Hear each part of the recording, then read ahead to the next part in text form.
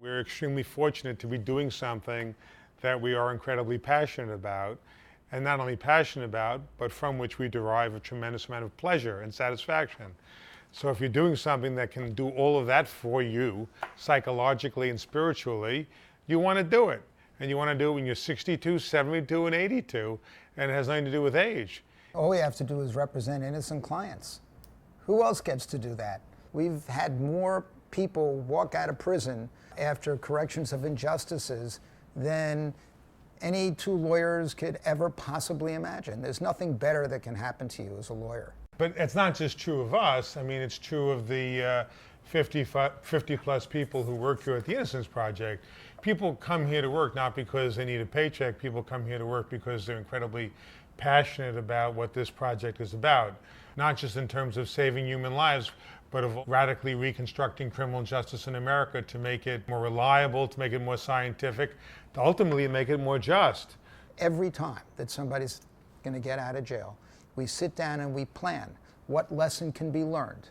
Every exoneration is a learning moment. Every exoneration is an opportunity to improve the system as a whole, to win public support for reforms that are really win-wins. People just don't understand that even if you have proof of actual innocence, it doesn't necessarily mean that you're going to be able to present it in a court.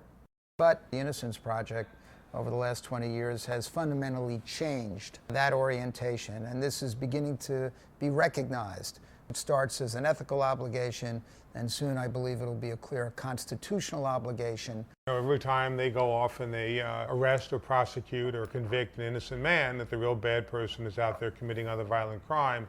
So these kinds of quality assurance programs are not just a matter of civil rights or human rights, they're also a matter of public safety.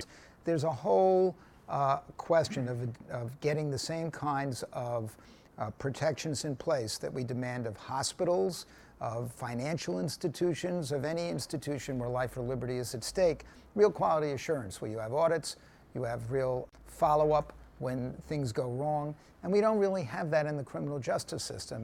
What we're trying to do is make the system of adjudication much more based on science and on evidence that has a scientific and empirical basis to it. So as long as there will be scientific improvement, there will be a need for an Innocence Project.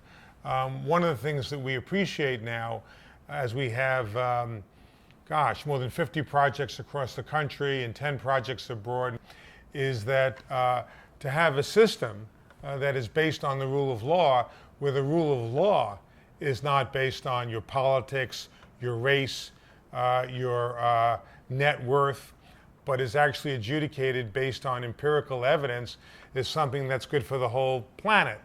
And if we can begin to export that throughout the world, and that'll be a continuing process that's going to take many, many decades.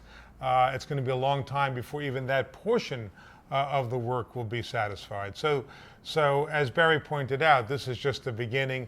It's not even the middle.